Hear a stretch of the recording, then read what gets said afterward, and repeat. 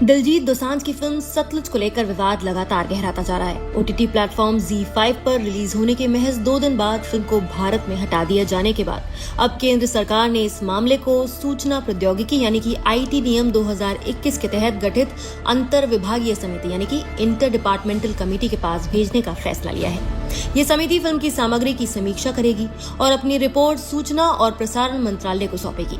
इसके बाद सरकार आगे की कार्रवाई पर फैसला लेगी। सूत्रों के अनुसार ये समिति OTT प्लेटफॉर्म और डिजिटल मीडिया पर प्रकाशित कंटेंट से जुड़ी शिकायतों की जांच करती है। जांच के दौरान समिति ये देखेगी कि संबंधित कंटेंट IT नियमों और डिजिटल मीडिया एथिक्स कोड का पालन करता है या नहीं। अगर किसी तरह का उल्लंघन पाया जाता है तो समिति कंटेंट में बदलाव, माफी या फिर स्पष्टीकरण मांगने, चेतावनी जारी करने, यहाँ तक कि कंटेंट को हटाने या फिर ब्लॉक करने जैसी सिफारिश भी कर सकती है। लेकिन यहाँ सबसे बड़ा सवाल ये है कि आखिर फिल्म क्यों हटाई गई। तो सतलुज 3 जुलाई को ZEE5 पर रिलीज हुई थी, लेकिन करीब 48 घंटे के भीतर इसे भारत में प्लेटफॉर्म से हटा दिया गया। ZEE5 ने अपने बयान में कहा है कि मौजूदा परिस्थितियों को देखते हुए फिल्म को अगली सूचना तक भारत में उपलब्ध नहीं कराया जाएगा और इसे दोबारा लाने के लिए कानूनी विकल्पों पर काम किया जाएगा। वहीं सरकारी सूत्रों के मुताबिक फिल्म के कुछ हिस्सों के राष्ट्रीय सुरक्षा और संवेदनशील ऐतिहासिक घटनाओं से जुड़े संभावित प्रभावों को देखते हुए इसे हटाने का निर्णय लिया गया है। सूचना और प्रसारण मंत्रालय के अधिकारियों का कहना है कि फिल्म बिना किसी थिएटर रिलीज और CBFC के प्रमाणन के सीधे OTT पर आई, जिसके बाद मामला सरकार के संज्ञान में आया। यहाँ एक बड़ा सवाल ये भी है कि फिल्म सतलुज की कहानी में आखिर ऐसा क्या है। दरअसल सतलुज मानवाधिकार कार्यकर्ता जसवंत सिंह खालरा की जीवन पर आधारित है। जसवंत सिंह खालरा ने 1990 के दशक में पंजाब में कथित फर्जी मुठभेड़ों और बड़ी संख्या में लावारिस बताकर किए गए अंतिम संस्कारों का मुद्दा उठाया था। उन्होंने दावा किया था कि हजारों लोगों को हिरासत में लेकर मार दिया गया और उनकी पहचान छिपाने के लिए शवों का अंतिम संस्कार तक कर दिया गया। सितंबर 1995 में जसवंत सिंह खालरा का उनके घर के बाहर से कथित तौर पर अपहरण कर लिया गया। बाद में CBI जांच में पुलिस अधिकारियों की संलिप्तता सामने आई। अदालतों ने इस मामले में कई पुलिस अधिकारियों को दोषी ठहराते हुए उम्र कैद की सजा सुनाई। हालांकि आज तक जसवंत सिंह खालरा का शव बरामद नहीं हो सका है। इस फिल्म का सफर भी काफी विवादों से भरा रहा।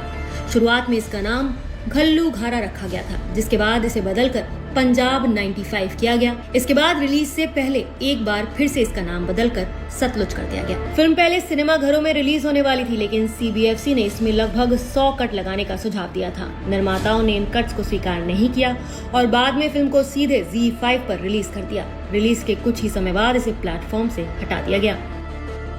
इस फिल्म को हटाने के विरोध में प्रदर्शन भी जारी है। एक प्रदर्शनकारी ने मीडिया से बातचीत के दौरान क्या कुछ कहा, जरा सुनिए। देखो, ये 3 बार नाम बदला और 3 साल लगाए और 127 कट लगा करके उसको कहते थे कि हम रिलीज करेंगे, जो कि नहीं लगाने दिए गए।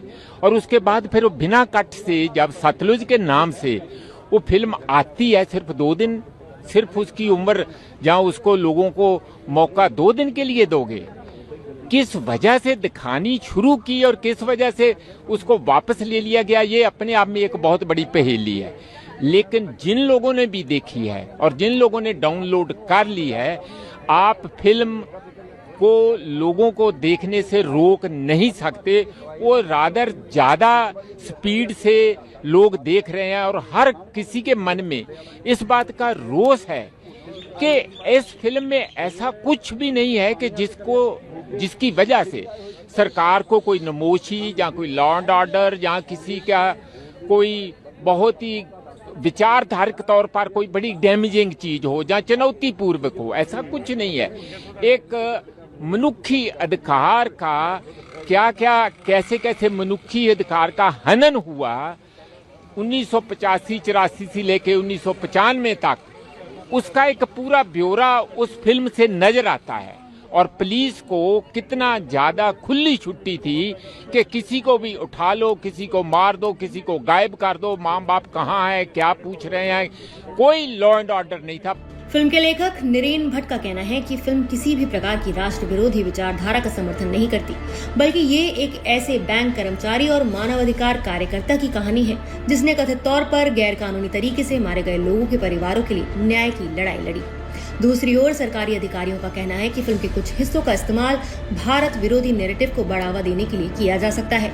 इसी वजह से मामले की विस्तृत जांच जरूरी समझी गई है। हालांकि फिल्म की दोबारा रिलीज की संभावना भी पूरी तरह से अभी खत्म नहीं हुई है।